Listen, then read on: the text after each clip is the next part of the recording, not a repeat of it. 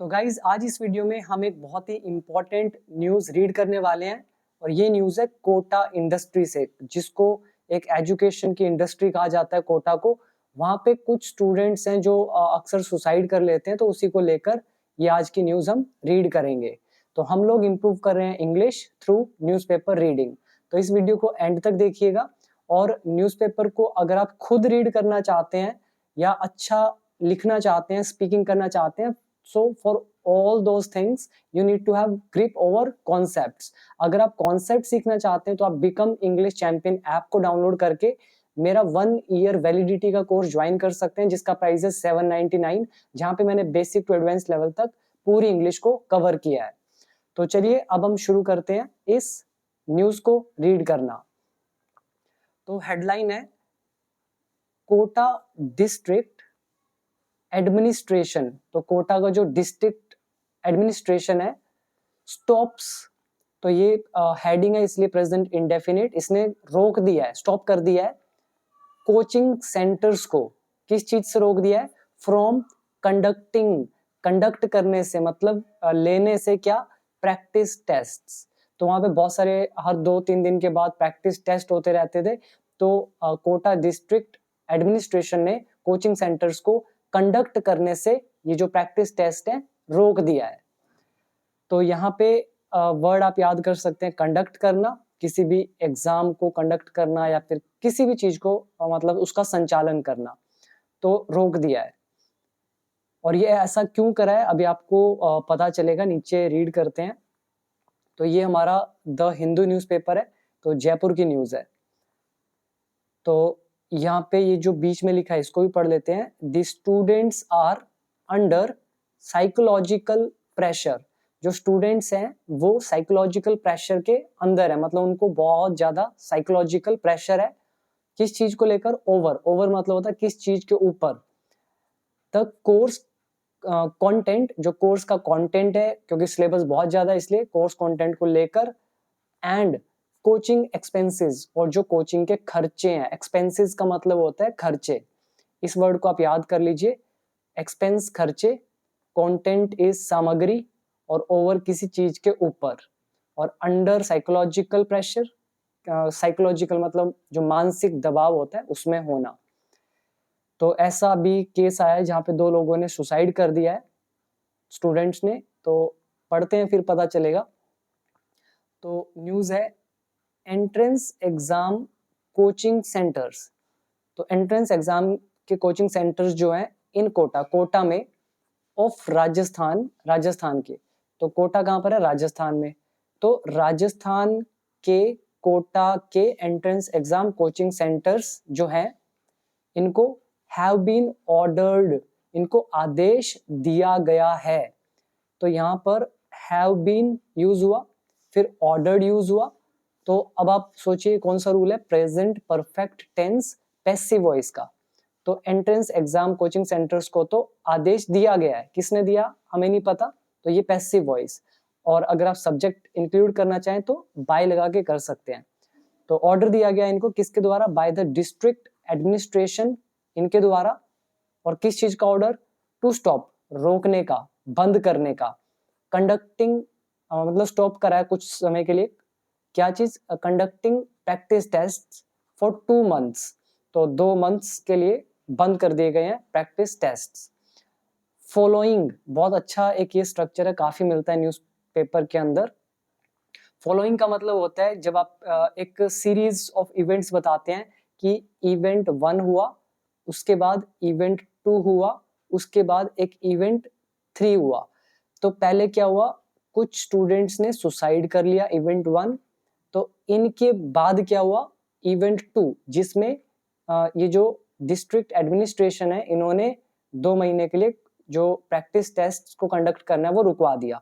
तो जब हम पहली घटना के बारे में बात करते हैं कि ये तो हुआ, सेकंड घटना तो हुई, लेकिन इसको फॉलो करते हुए मतलब पहली से जुड़ी हुई है वो घटना, तो हम फॉलोइंग लगाते हैं। तो फॉलोइंग, फॉलोइंग मतलब उसके बाद, किसके बाद? The death of 2 students, 2 students की मृत्यु के बाद। तो डेथ ऑफ 2 स्टूडेंट्स। तो आई थिंक ये तो सिंपल था, आपको समझ में आया होगा। हम इसके बाद आगे बढ़ते हैं। द 2 नीट एस्पिरेंट्स, तो जो नीट एक एग्जाम है, इसके जो 2 एस्पिरेंट्स थे, मतलब महत्वाकांक्षी एग्जाम देने वाले एस्पिरेंट्स, वर फाउंड, वे पाए गए। तो ये वर, उसके बाद यहाँ पे लगा हुआ है फाउंड, यहाँ पे जो वर है ये इसके बाद थर्ड फॉर्म लगी है, तो ये पास्ट इंडेफिनिट है पैसिव वॉइस का। तो 2 नीट के जो महत्वाकांक्षी है एस्पिरेंट्स है वो पाए गए, डेड, मरे हुए, with in a span of, with in a span, span का मतलब होता है लेंथ, मतलब टाइम पीरियड, कितनी देर, तो with in a span of 4 hours, मतलब 4 घंटे के अंदर अंदर 2 लोगों ने सुसाइड कर दिया, ऑन संडे, संडे को। टेकिंग द नंबर, अभी जो नंबर है ये जो कोमे के बाद ये जो स्ट्रक्चर हम यूज करते हैं आईएनजी, ये रिजल्ट को बताता है कि उसका रिजल्ट क्या हो रहा है। तो taking the number of deaths of students, जो स्टूडेंट्स की डेथ का नंबर है उसको बढ़ा दिया, कहां तक, 22 तक, दिस ईयर, यानी कि आज तक जितने भी हर साल में जो स्टूडेंट्स मरे हैं उनमें से सबसे ज्यादा स्टूडेंट्स की जो संख्या अभी तक नोट की गई है, अभी तो 8 ही महीने हुए हैं, तो वो 22 भी नहीं, कई जगह 23 भी लिखा हुआ है, तो मान लेते हैं चलो 22 या 23। तो उम्मीद है यहाँ तक तो आपको पूरा समझ में आ गया होगा। तो यहाँ पे वर फाउंड, पैसिव वॉइस, और एक ये taking the number of death of the students to 22 this year. तो ये उम्मीद है कि आपको अच्छे से समझ में आया होगा। आगे है district collector OP Bankar, I think Bankar ही होगा इनका नाम, जो भी है, सेड, इन्होंने कहा the tests had been stopped. तो यहाँ पे भी एक चीज सीखने की है, कई लोग इसको सैड बोलते हैं, सैड, SAD सैड होता है, कई लोग इसको SAID को भी सैड बोलते हैं, लेकिन कई टीचर से मैंने सुना है और कई अंग्रेजों को भी बोलते हुए देखा, वो सेड बोलते हैं। तो मैं भी सेड बोलता हूँ, किसी को अगर लगता है कि ये प्रोनाउंसिएशन गलत है तो उनको लगता रहे, इट डजंट मैटर, तो जैसा मर्जी आप बोलिए, तो मैं तो इसको सेड ही बोलूंगा, आपको सैड बोलना है तो आप बोल सकते हैं। तो district collector OP Bunkar said, इन्होंने कहा the tests had been stopped, test रोक दिए गए हैं। यहाँ पे हमने यूज किया हैड बीन। अब आप सोचिए ये हैड बीन क्यों यूज किया है, हिंदी में तो हम बोल रहे हैं कि रोक दिए गए हैं, प्रेजेंट परफेक्ट, तो यहाँ तो हैज बीन आना चाहिए। ये हैड बीन इसलिए आया क्योंकि ये सेड लगा हुआ है जो कि इनडायरेक्ट नरेशन है, और नरेशन में क्या करते हैं, हैज बीन, हैव बीन, हमारा पास्ट में जाता है हैड बीन में। तो टेस्ट को रोक दिया गया है with immediate effect. Immediate effect मतलब होता है तात्कालिक प्रभाव, मतलब जैसे ये घटना घटी तुरंत रोक दिया कुछ इस समय के अंदर अंदर, तो स्टॉप कर दिया गया with immediate effect to provide, उपलब्ध कराने के लिए, क्या उपलब्ध कराने के लिए, साइकोलॉजिकल, मतलब मानसिक जो है, सपोर्ट एंड सिक्योरिटी, और सुरक्षा। तो दिमाग में प्रेशर है और सिक्योरिटी का भी कुछ मुद्दा है, तो इसलिए रोक दिया गया। और किसको प्रोवाइड किया गया, टू द स्टूडेंट्स, विद्यार्थियों को। Mister bunker said, mister bunker ने कहा द डिसीजन फॉर्म्ड पार्ट। तो पहले तो ये मतलब समझ लीजिए इसका, फॉर्म पार्ट, इसका मतलब होता है किसी चीज का हिस्सा होना। तो ये उन्होंने ऐसे कहा होगा the decision forms part of the steps. तो ये जो स्टेप्स है, मतलब जो कदम है, कदम इन द, मतलब मान लो मैं कह रहा हूँ कि इंग्लिश सीखने के लिए आपको ये कदम उठाने हैं, पहला स्टेप, दूसरा स्टेप, तीसरा स्टेप, चौथा स्टेप, तो उसी में एक स्टेप, ये जो टेस्ट सीरीज को रोकना है, तो ये वाला डिसीजन, ये डिसीजन फॉर्म्ड पार्ट, ये एक हिस्सा है किसका, ऑफ द स्टेप्स, उन हिस्सों का, उन स्टेप्स का, फॉर एक्सरसाइजिंग कंट्रोल, कंट्रोल स्थापित करने का, मतलब कंट्रोल करना है किस पर, ओवर द कोचिंग सेंटर्स। तो कोचिंग सेंटर्स पर जो कंट्रोल एक्सरसाइज यानी कि स्थापित करने का जो स्टेप्स हैं, तो उसमें से एक स्टेप ये वाला डिसीजन फॉर्म करता है। और यहाँ पे फॉर्म्ड क्यों यूज हुआ है, अगेन इनडायरेक्ट नरेशन, यहाँ सेड लिखा है तो यहाँ फॉर्म्स की जगह पास्ट इंडेफिनिट सेकंड फॉर्म। तो उम्मीद है यहाँ तक आपको एकदम क्लियर हो गया होगा। तो ये वर्ड हाईलाइट कर देता हूँ, यूजफुल है। तो इसके बाद आगे लिखा है भवानी सिंह देथा, आई थिंक देथा ही होगा ये, हायर एंड टेक्निकल एजुकेशन। तो हायर एंड टेक्निकल एजुकेशन के प्रिंसिपल हैं ये, ठीक है। तो यहाँ पे देख लीजिए प्रिंसिपल सेक्रेटरी हैं भिवानी जो भी हैं। तो इन्होंने क्या किया, हेल्ड अ मीटिंग, इन्होंने एक मीटिंग बुलाई, बैठक बुलाई। तो होल्ड अ मीटिंग इसका मतलब होता है मीटिंग करना, होल्ड की सेकंड एंड थर्ड फॉर्म होती है हेल्ड। तो इन्होंने एक बैठक बुलाई, मीटिंग बुलाई विद द कलेक्टर, कलेक्टर के साथ एंड अदर ऑफिसर्स, दूसरे ऑफिसर्स के साथ इन कोटा, कोटा में through video conferencing, video conferencing के जरिए इन्होंने एक मीटिंग की ऑन मंडे, मंडे को। तो ये सिंपल है, past indefinite tense. Mister Detha, mister Detha जो है इंटरेक्टेड, देखिए हु लगा हुआ है यहाँ पे, इसको बाद में पढ़ते हैं। तो मिस्टर देथा इंटरेक्ट, इन्होंने इंटरेक्ट किया with the representative of coaching centres, जो कोचिंग सेंटर्स के रिप्रेजेंटेटिव्स है, मतलब नेतृत्व करने वाले, तो उनके साथ इन्होंने इंटरेक्ट किया। एंड और किसके साथ, हॉस्टल एसोसिएशंस, और जो हॉस्टल के संघ है, एसोसिएशंस है, तो इन दोनों के साथ। तो इन शॉर्ट मिस्टर देथा ने कोचिंग सेंटर्स के जो रिप्रेजेंटेटिव्स है, नेतृत्व करने वाले, और जो हॉस्टल एसोसिएशंस है, संघ है जो हॉस्टल वाले, उनसे इंटरेक्ट किया। और मिस्टर देथा कौन, हु हेड्स, जो प्रमुख है, हु हेड्स मतलब who is responsible for something, जो चला रहे हैं, प्रमुख हैं। तो हु हेड्स जो प्रमुख हैं, जो चलाते हैं किसको, हाई लेवल कमेटी, एक हाई लेवल कमेटी के प्रमुख हैं वो, उसको चलाते हैं। और कमेटी कौन सी, फॉर्म्ड, जो बनाई गई लास्ट वीक, पिछले हफ्ते, to look into the issue, इस मुद्दे में देखने के लिए। तो यहाँ पे वर्ड आप याद कर सकते हैं, लुक इनटू, इसका मतलब होता है जांच पड़ताल करना। फॉर्म्ड यहाँ पे जो है दिस इज पास्ट पार्टिसिपल, तो एक तरह से आप इसको शॉर्ट भाषा में कहें तो रिलेटिव प्रोनाउन। तो who heads a high level committee, जो हाई लेवल कमेटी के प्रमुख है, जो बनाई गई, which was formed, which was को उड़ा दिया, सीधा सीधा बोल सकते हैं फॉर्म्ड, इसका मतलब बनाई गई, पिछले हफ्ते इस मुद्दे में जांच के लिए। तो उनसे इन्होंने अपना इंटरेक्शन किया। The members of the committee, committee के जो मेंबर्स हैं, विल विजिट कोटा, तो वो कोटा को विजिट करेंगे ऑन सितंबर 2 सितंबर को। तो ये simple future indefinite tense, will लगा हुआ है, विजिट वर्ब की first form. Mister Detha asked the coaching centres operators, तो मिस्टर देथा ने कोचिंग सेंटर ऑपरेटर्स को कहा टू होल्ड, कि वो होल्ड करे हाफ डे क्लासेस, आधे दिन की क्लासेस को, एवरी वेनसडे, हर वेनसडे को। एंड ऑर्गेनाइज, और आयोजित करे अदर एक्टिविटीज, दूसरी एक्टिविटीज को, during the reminder, during the reminder of the day. तो इसका मतलब समझ लीजिए, ड्यूरिंग द रिमाइंडर, रिमाइंडर क्या होता है, बचा हुआ दिन, ठीक है, रिमाइंडर इज बचा हुआ, रिमाइंडर ऑफ द डे, दिन का जो आधा बचा हुआ दिन है, तो उसमें कोई वो अदर एक्टिविटी ऑर्गेनाइज करे, तो ये चीज उन्होंने कही। तो यहाँ पे रूल कौन सा लगा है, ये समझना आपके लिए बहुत ही इंपॉर्टेंट है। तो अब ध्यान से इसको देखिएगा। मिस्टर देथा आस्क्ड, तो इन्होंने पूछा, अब आस्क का मतलब तो पूछना ही होता है, लेकिन मैं आपको इसलिए बता रहा हूं क्योंकि ये इनडायरेक्ट नरेशन है। इनडायरेक्ट नरेशन में यहाँ देखिए टू के बाद वर्ब की फर्स्ट फॉर्म लगा रखी है, और एंड के बाद फिर से फर्स्ट फॉर्म है, तो ये हमारा इंपेरेटिव सेंटेंस है। उन्होंने क्या कहा होगा, hold half day classes every Wednesday and organise other activities during the reminder of the day. अब जब हम इसको, ये जो आस्क्ड है यहाँ पे सेड होगा, तो इसको इनडायरेक्ट में क्या हम सेड को बदल देते हैं, आस्क्ड के अंदर जब किसी को कुछ करने के लिए ऑर्डर देते हैं, तो आस्क कर दिया, उसके बाद जब इंपेरेटिव सेंटेंस इनडायरेक्ट में जोड़ते हैं तो हम टू लगाते हैं। तो बहुत लोग होंगे जिनको इंग्लिश नहीं आती, उनके लिए तो उनको ऐसा लग रहा होगा पता नहीं क्या चीज है ये, बहुत ही सिंपल चीज है।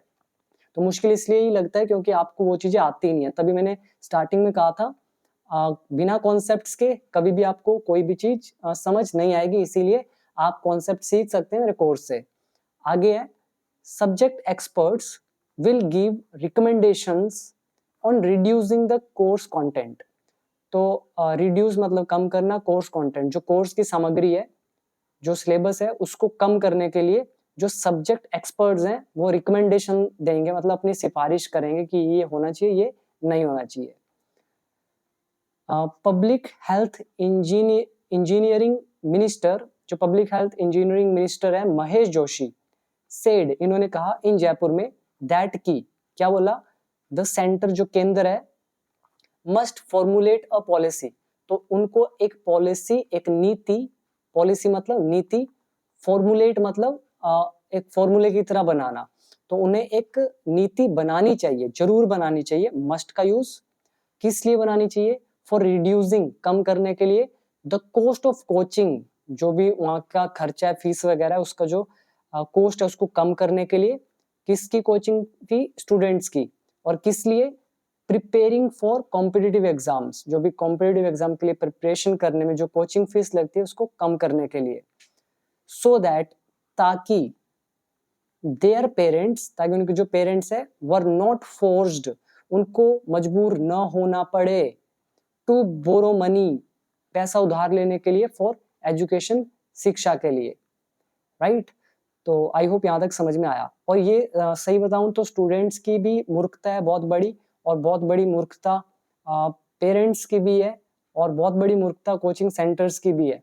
जस्ट टू अर्न मनी, वो इतनी ज्यादा फीस होती है, 2-2 लाख 3-3 लाख रुपए।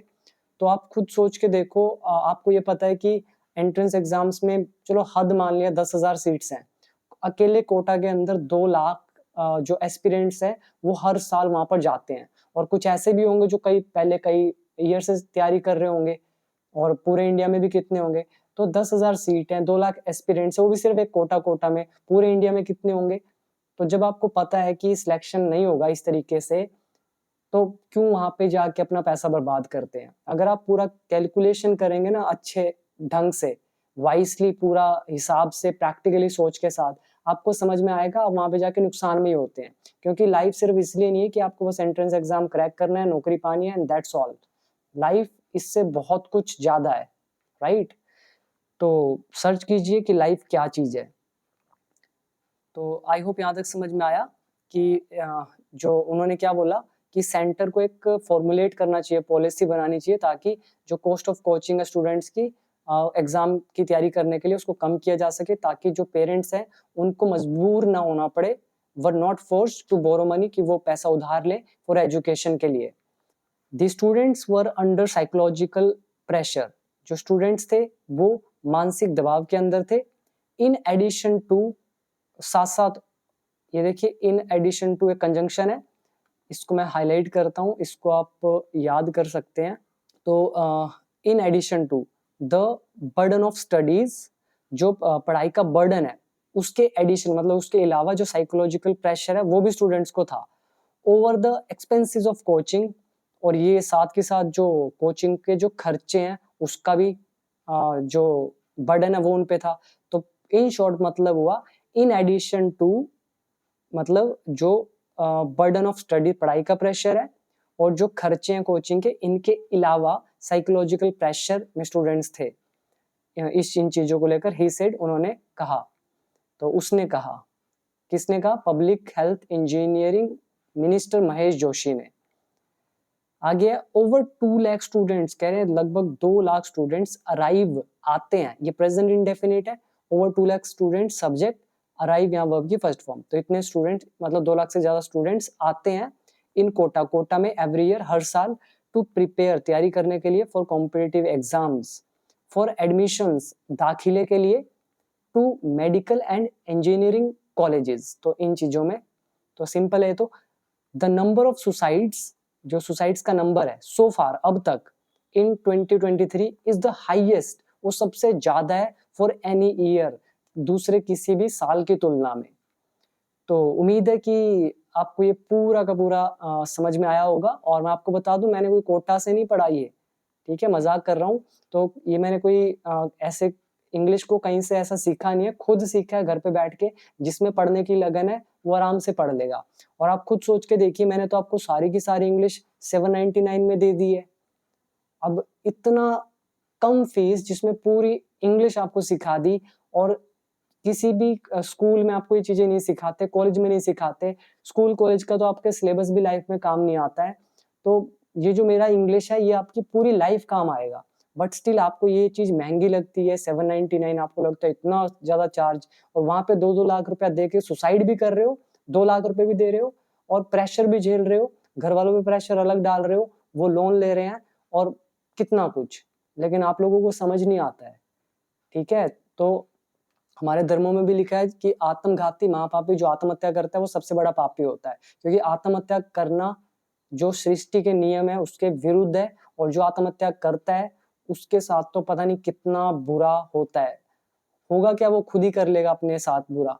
और मरने के बाद ऐसा नहीं है कि पीछा छूट गया, मरने के बाद जो आत्मा को यातना सहनी पड़ती है, it is beyond imagination, right.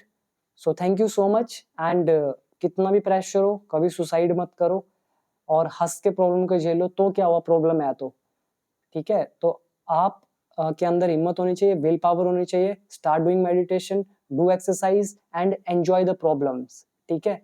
तो आप को लग रहा होगा कि कितना आसान है कहना प्रॉब्लम्स, मैं आपको बता दूं हमारे ऊपर भी 35-40 लाख रुपए का कर्जा था, और कैसे हैंडल किया है आई कैन अंडरस्टैंड। तो इसका मतलब ये नहीं है कि मैं प्रेशर में आ जाऊंगा कि इतना कर्जा है तो कैसे ये चीज करेंगे, या मैं सुसाइड कर लूं। It's not the solution, solution is to face your fear, to face your problem and conquer it, that's all.